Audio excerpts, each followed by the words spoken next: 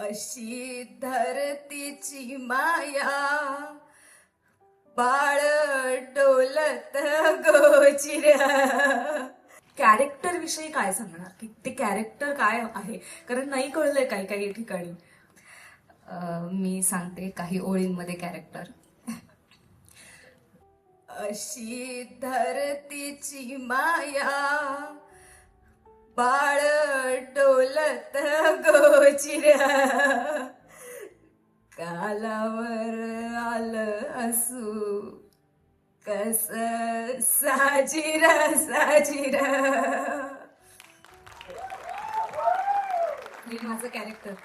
ह्या सिनेमाची जेव्हा गोष्ट ऐकली ना प्रीतम सरांकडनं मी, तेव्हाच मला कळलं की माझ्या लाईफ स्पॅन मध्ये ना अशी भूमिका मला पुन्हा कधी करायला मिळेल याची शाश्वती वाटत नाही. कारण आतापर्यंत जेवढ्या भूमिका केल्या त्या सगळ्या एकीकडे, आणि ह्या सिनेमात जी भूमिका मला करायला मिळाली ती एकीकडे.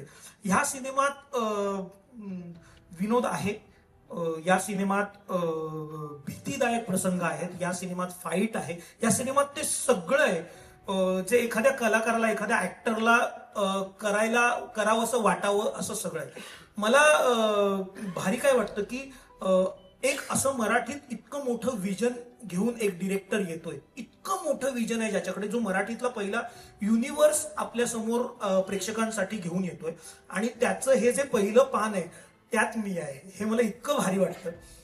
रसिक सर, थँक्यू. तुमच्यासारखा मोठ्या विजनचा निर्माता ह्या प्रोजेक्टला लागला, कारण खूप कठीण आहे ना इतकं मोठं प्रोजेक्ट, आणि इतका मोठ्या प्रोजेक्टला सपोर्ट करणारा निर्माता आजच्या काळात आपल्याला मिळणं, त्यामुळे ते मला एक भारी वाटतं. आणि योगेश सर, थँक्यू. मेन गोष्ट सांगत नाही, पण यांच्यामुळे मी या सिनेमात आहे. हा आवडेल नाही ते पर्सनली सांगतो, पण योगेश सरांनी माझं नाव सजेस्ट केलं होतं प्रीतम सरांना, आणि त्यामुळे मी या सिनेमात आहे. इतका रॉ हा सिनेमा शूट केला गेला, जसे आम्ही रॉ आहोत तसेच आम्ही या सिनेमात दिसलेले आहोत. मगाशी अभिषेक फार बोलला नाही, पण तुम्हाला या सिनेमात त्याचं काम दिसेल. मला असं कधी कधी वाटतं की माणसाचं जेव्हा काम बोलतं तेव्हा त्याने फार बोलू नये. अभिषेक सर, तुमच्यासाठीच हे वाक्य होतं. बाकी सिनेमा बघा यार, लय भारी सिनेमा आहे. आणि मी यानंतर सरांकडे देतो. शशांक सर, आता शशांक सरांनी जो डान्स केलाय या सगळ्यावर आपण बोलूच. खर तर चांगला प्रवास होता तो. एक स्वतःलाच वेगळ्या रूपात बघायची एक संधी मिळाली मला स्वतःलाच, जी नॉर्मली आपण करून बघणार नाही कधी, की मी आता टक्कल करून दाढी मिशा काढून फिरतो असं म्हटलं तर लोक मारतील ना धरून आपल्याला.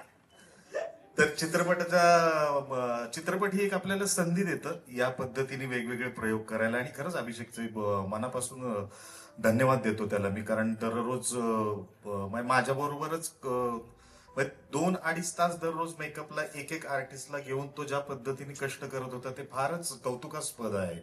आणि आमचा साऊंड रेकॉर्डिंग जो योगेश आहे त्याचंही कौतुक आहे.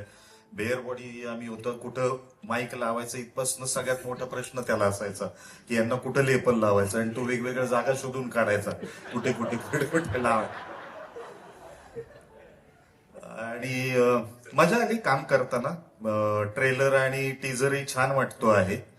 बघूयात चित्रपटही आवडेल सगळ्यांना अशी खात्री वाटते. नक्कीच नक्कीच. ट्रेलर पाहून तर ही खात्री आणखी वाढलेली आहे. मी आता संदीप सरांकडे वळते. सर, आपल्यासाठी आता परत आम्ही एक वेगळी भूमिका, पण मला जितकं माहिती तितकं ही भूमिका आहे, कनेक्टेड आहे, त्यामुळे या घबाडकुंड मधून काय दिल्या मला देणार आहे किंवा काय आम्ही पाहणार आहोत? सगळ्यांना नमस्कार, राम राम. प्रीतम बरोबरचा हा जो प्रवास आहे तो ढिशक्यापासून माझा सुरू झाला ॲज अ ॲक्टर म्हणून. त्याच्याबरोबर डिरेक्टर म्हणजे माझी तिसरी फिल्म आहे. या आधी आल्याड पल्याडमध्ये हा दिल्या होता, आणि तो प्रेक्षकांना भावला म्हणून कदाचित त्यांनी या दिल्याभोवतीची ही जी घबाडकुंड नावाची गोष्ट आहे ती लिहिली. लिखाणाच्या प्रोसेसपासूनच मी, संजय नवगिरे सर, रसिक सर, प्रीतम, आम्ही सगळे इन्व्हॉल्व्ह होतो. मला ह्या सिनेमाकडून अशा अपेक्षा आहेत, किंवा हे बघून असं वाटतं त्याची प्रोसेस बघून, की काही वर्षांनी जशी पिढी बदलते तसाच सिनेमा सुद्धा त्यावर हुकूम बदलत जातो. की 10 वर्षापूर्वी चे जे सिनेमे घेतले तर ते सुद्धा टेक्निकली वेगळे विषय घेऊन टेक्निकली साऊंड फिल्म आल्या. तर मला असं वाटतं की ही फिल्म प्रीतम पाटीलची जी फिल्म आहे ही वेगळा ट्रेंड सेटर ठरेल अशी मला खात्री आहे मराठीमध्ये. मी वळते देवदत्त सरांकडे. सर, आत्ताच आम्ही जसं ऐकलं की वेगवेगळ्या भाषेत देखील हा सिनेमा होणार आहे आणि इतर भाषांमध्ये देखील आपण काम केलेलं आहे, त्यामुळे हे फिलिंग कसं आहे तुमच्यासाठी की हा एक मराठीतला सिनेमा जो सगळ्या भाषेमध्ये पोहोचणार आहे? नमस्कार. प्रीतमनी मला पहिलेच सांगितलं होतं की दादा हे कॅरेक्टर असणार आहे. मी ते कॅरेक्टर बघितलं, मला ते कॅरेक्टर पचनी पडत नव्हतं. मी त्याला म्हटलं नाही प्रीतम, मी नाही करू शकत हे. आणि तो चित्रपट होता अल्ल्याड पल्ल्याड. समजा मी ते कॅरेक्टर केलं असतं तर अल्ल्याड पल्ल्याड म्हणजे माझ्या सुद्धा भाग्यामध्ये असतं, पण भाग्य आमच्या दिल्याला, आमच्या संदीपला मिळालं. पण हे भाग्य खूप मोठं असतं. परत काही दिवसानंतर मला प्रीतमनी फोन केला आणि म्हणाला की दादा एक कॅरेक्टर मी तुला बघूनच डोळ्यासमोर ठेवूनच लिहित आहे, आणि ते कॅरेक्टर म्हणजे खंगरी, चित्रपट गवाडकुंड.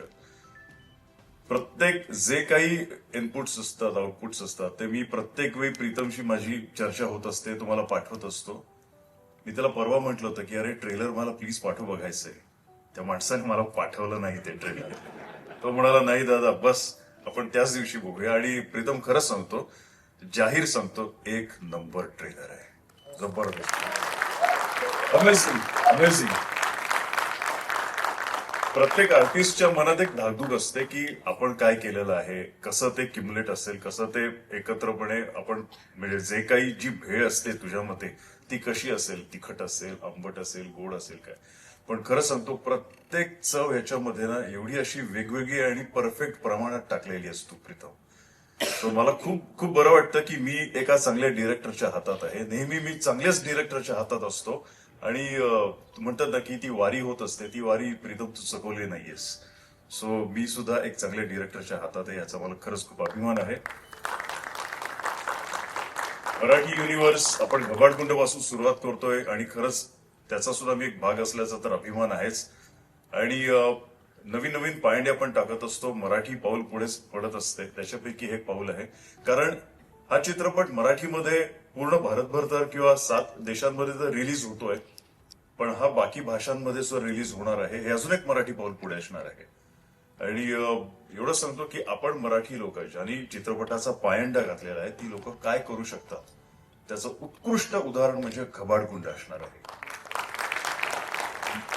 बस काही शब्द सुचत नाहीत, एवढं मस्त ट्रेलर झालेलं आहे. Pritam I love you so much. मी सगळ्यांना सांगतो की I love you so much यार. खूप छान, प्रत्येकाने खूप छान काम केलंय.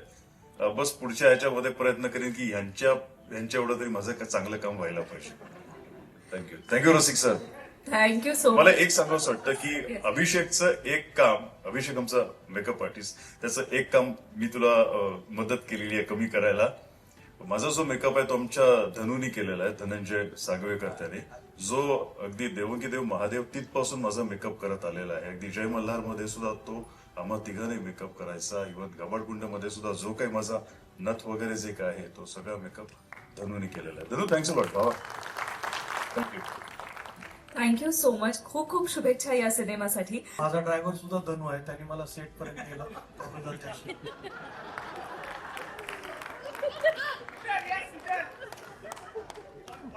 माझा पण ड्रायव्हर आहे. माझ्या गाडीचं पेट्रोल, त्याची चाक आणि निखिल, मी सगळ्यांचे आभार मानतो. पण समजा त्याचबरोबर माझा मेकअप तर अभिषेकनेच केला, पण तो माझा मीच काढला. त्यामुळे मी माझे स्वतःचे पण आभार मानतो.